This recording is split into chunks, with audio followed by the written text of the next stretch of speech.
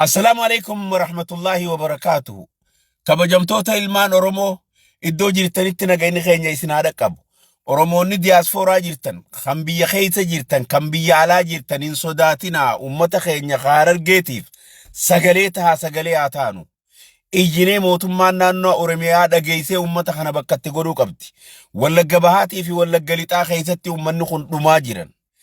Qabeenya isaanii kan bara 20 bara 15 bara 10 dalagatanirraa agabanii fannoon buqqaaftee namni 30 ol kagayu dhumee alatti cabanii jiran. Kanaaf mootummaan naannoo Oromiyaa warree wanni kun laalchisu please itti dirmadhaa uummata kanatti. Uummata kanatti dirmadhaa. Uummata kana ifi qaba. Uummata Harargee kana ifi qaba. Uummanni Harargee kuni naannoo hedduu miidhamaa jiran. Ilubaabuur keessatti sammaan dura kana buqqaa. Naannoo Gujiitti akkana dhuman. Shawaa Lixaa keessatti, Shawaa Bahaa keessatti akkanatti dhumaa jiran. Bakkayyuu dhumaa jiran. Uummata keenya kanaa please sagalee ta'a. Uummata kanaaf sagalee haa taanu. Mootummaan naannoo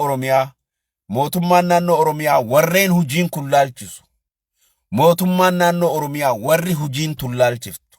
Please uummata kana deemaa gargaara. Obboleeyyan keenya ummanni keenya cabanii jiran, haati teenya akkana dhaabbattee booyaa jirti. Dhiirti gatteessee booyaa jirti. Faannoon ummata kana itti seentee fixxee qabeenya isaanii irraa godaansiftee manneen isaanii gubdee lafti tun teenyaa irraa godaanaa jetteeni hedduu rakkina guddaatu ummata kanarra ga'e.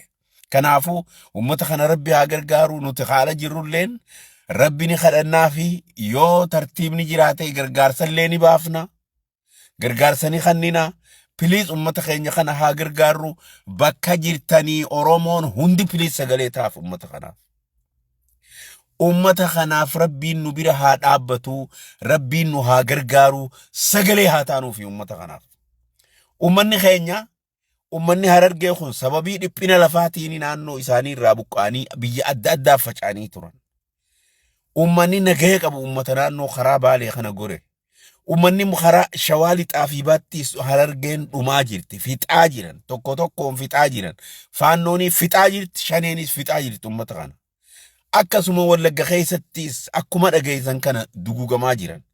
Ummanni kuni ani waan hin jiru naannoo keessanitti deebi'aa please. Naannoo keessanitti deebi'aa.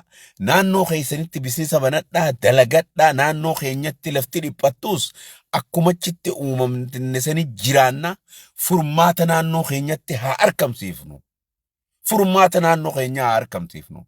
Please haati teenya akkatti iyyitu gartan dhugumatti. Please ummata kanaaf Oromoon